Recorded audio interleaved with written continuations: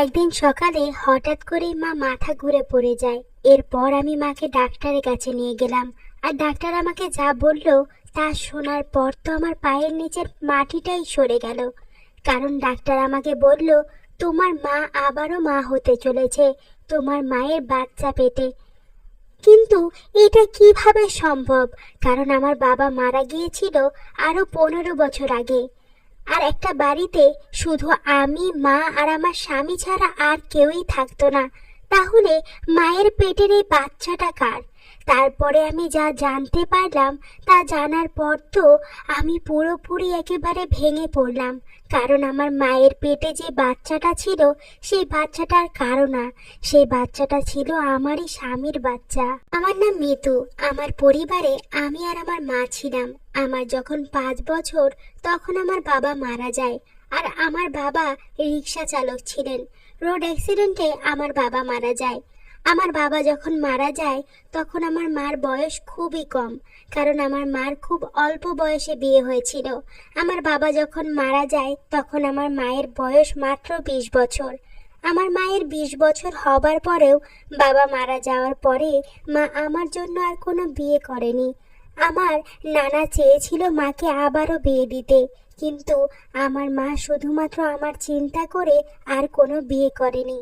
বাবা মারা যাওয়ার পর আমরা আমাদের নানা বাড়িতে চলে গেলাম, কারণ বাবা থাকতে আমরা একটা ভাড়া বাসায় থাকতাম। এরপর যখন বাবা মারা যায় সেই বাসার ভাড়া দিতে না পেরে আমার মা বাধ্য হয়ে তার বাবার বাড়িতে চলে যায়।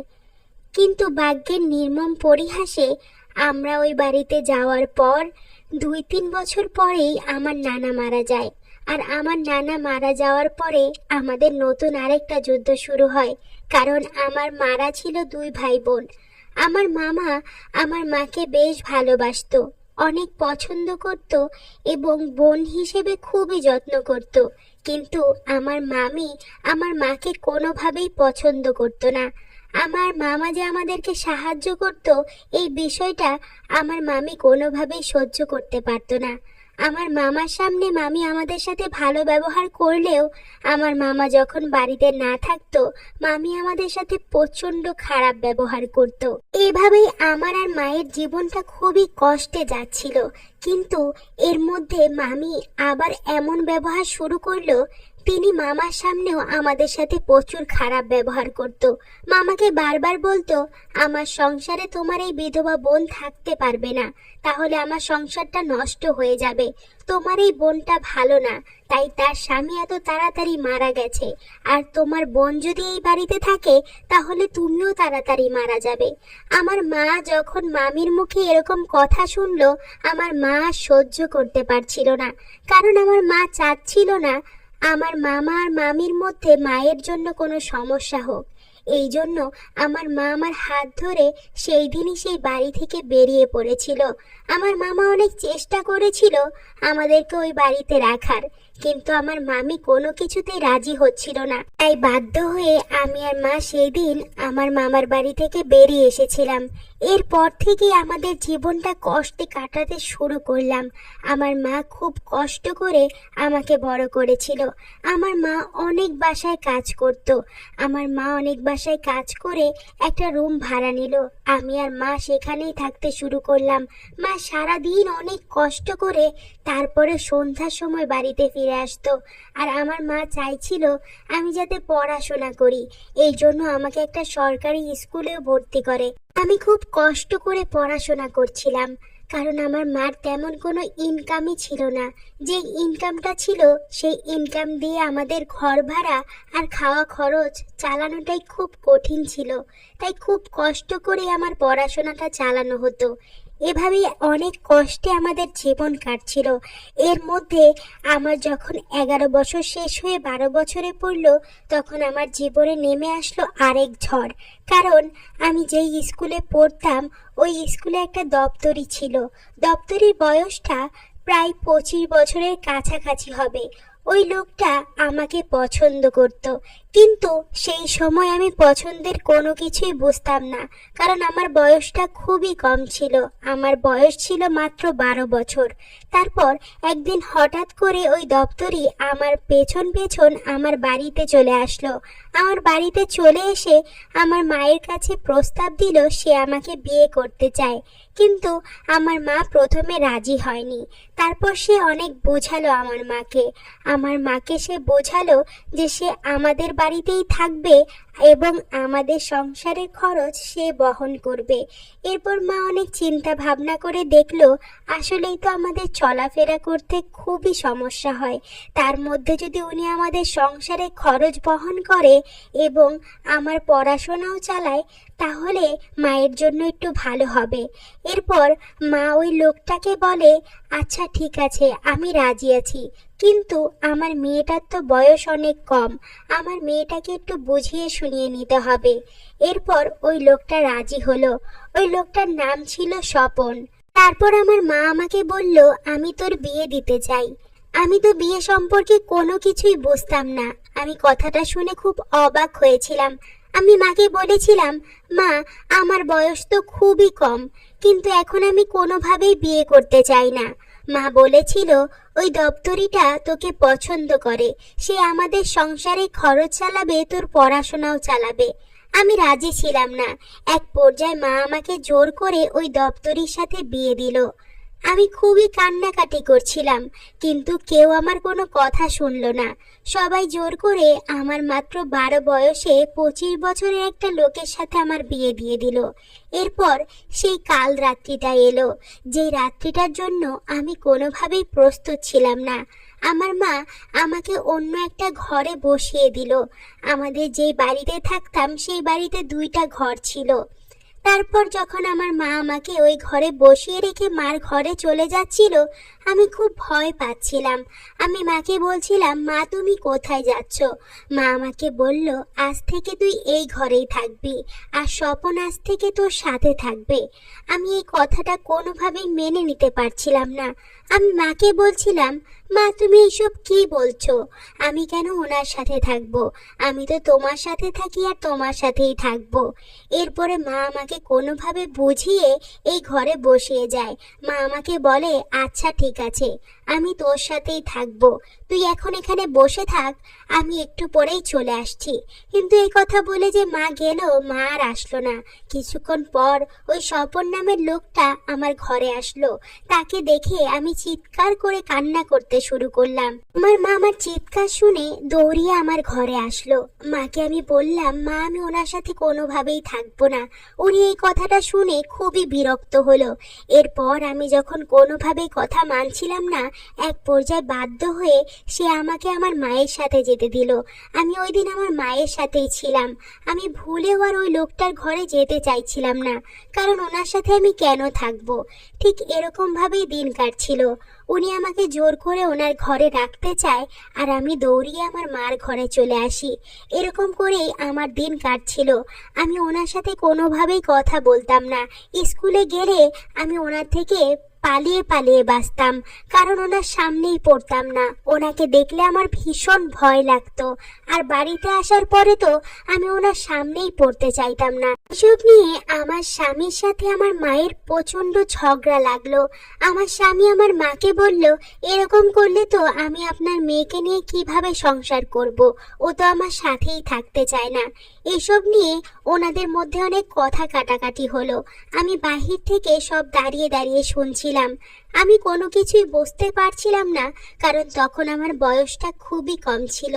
এরপর হঠাৎ করে আমার মা আমার স্বামীর হাত ধরে ঘরের ভিতরে নিয়ে গেল এবং আমার স্বামীর সাথে কি যেন কথা বলল, যা আমি কোনো কিছুই শুনতে পারলাম না।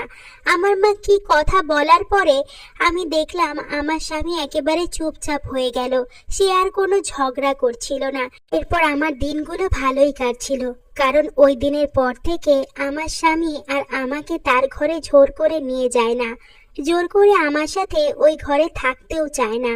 সে যেন এখন খুবই খুশি। আমার মায়ের সাথে এখন আমার স্বামীর সম্পর্কটা খুবই ভালো। তারা একসাথে অনেক হাসাহাসি করে, গল্প করে। আসলে সেই সব সম্পর্কে আমি কোনো কিছুই বুঝতাম না। এখন আমি স্কুলে যাওয়ার পরেও আমার স্বামী অনেক দেরি করে স্কুলে যেত, আর ওই বাড়িতে তখন আমার মা আর আমার স্বামী থাকতো। তাদের মধ্যে ঠিক কি চলছিল আমি কোনো কিছুই বুঝতে পারছিলাম না। আস্তে আস্তে যখন আমি বড় হতে লাগলাম, আমি তখন এই সম্পর্কটা আমার কাছে ঠিক কেমন যেন লাগছিল। আমি আসলে কোনো কিছুই বুঝতে পারছিলাম না। আর আমার চোখে এমন কিছু কিছু জিনিস ধরা পড়েছে যেই সব কারণে আমার জিনিসটা খুবই খটকা লাগে। আমি দেখি আমার মা প্রতিদিন সকালে গোসল করে আর আমার স্বামীও গোসল করে। এই বিষয়গুলো আমার কাছে কেমন যেন লাগতো। আর আমার স্বামী এখনো আমার সাথে থাকে না। আমি আস্তে আস্তে একটু বড় হচ্ছি, আমি বুঝতে শিখেছি এখন স্বামীর ভালোবাসা। তারপরে ওই মানুষটা কেমন জানি আমার থেকে একটু দূরে দূরেই থাকতো। বিষয়গুলো আমার কাছে কেমন যেন লাগতো। আমার এখন 15 বছরে পড়েছে। আমি এখন পর্যন্ত আমার বিয়ে হওয়ার পরেও আমি আমার মায়ের ঘরেই থাকি। তারপরেও আমার স্বামী কখনো বলে না এখন তার ঘরে থাকতে। এখন আর সে আগের মতো কোনো ঝগড়াঝাটিও করে না। বিষয়গুলো কেমন জানি একটু অন্যরকম। তারপরেও এগুলোর সাথে আমি মানিয়ে নিয়েছিলাম। এরপর আমি আস্তে আস্তে বুঝতে পারলাম স্বামী স্ত্রীর সম্পর্কটা কি। আমি আমার স্বামীকে আস্তে আস্তে ভালোবাসতে শুরু করলাম। এরপর আমি একদিন আমার স্বামীকে বললাম আমি আজ থেকে আপনার সাথে থাকতে চাই। তখন তিনি কোনো কথাই বলল না। আমি যখন বারবার তাকে বললাম তখন তিনি আমাকে বলল সেটা তোমার ইচ্ছা, তুমি চাইলে থাকতেও পারো, আবার তুমি চাইলে তোমার মায়ের সাথেও থাকতে পারো। বিষয়টা ঠিক আমার কাছে ভালো লাগলো না। আমি আর এই বিষয় নিয়ে তাকে কোনো কিছু বললাম না। আমি আমার মায়ের সাথেই থাকতাম। আর প্রতিদিন সকালে আমি ঘুম থেকে উঠে দেখতাম মা আমার সাথে নেই। আমি ভাবতাম আমার মা হয়তো সকালে উঠে বাসার কাজকর্ম করে, কিন্তু আমার চোখের আড়ালে যে কত ঘটনা ঘটছিল যা আমার কোনো ধারণাই ছিল না। একদিন সকালে হঠাৎ করেই মা মাথা ঘুরিয়ে পড়ে যায়। তারপর আমার স্বামী বাসায় ছিল না। আমি আমার মাকে ডাক্তারের কাছে নিয়ে যাই, আর ডাক্তার এমন কথা বলে যেই কথার জন্য আমি একদমই প্রস্তুত ছিলাম না। আমার কথাটা শুনে পায়ের নিচের মাটি সরে গিয়েছিল, কারণ ডাক্তার আমাকে বলেছিল তোমার মায়ের বাচ্চা পেটে। আমি তো কথাটা শুনে একেবারে অবাকই হয়ে গিয়েছিলাম, কারণ আমার বাবা তো অনেক বছর আগে মারা গেছে। এরপর আমি মাকে যখন ডাক্তারের বলা কথা বললাম, মা একেবারে থতমতো খেয়ে গেল। মা কোনো কথাই বলতে পারছিল না। মা আমাকে বলল ডাক্তার যেসব কথা বলছে সেসব কথা নাকি একেবারে মিথ্যে কথা। এইসব কথা বুঝিয়ে মা আমাকে জোর করে বাড়ির ডেকে নিয়ে গেল। কিন্তু মার কথা যেন কেন আমার বিশ্বাস হচ্ছিল না। ডাক্তার তো কোনোভাবে ভুল কথা বলতে পারে না। বিষয়টা আমাকে অনেক ভাবাচ্ছিল।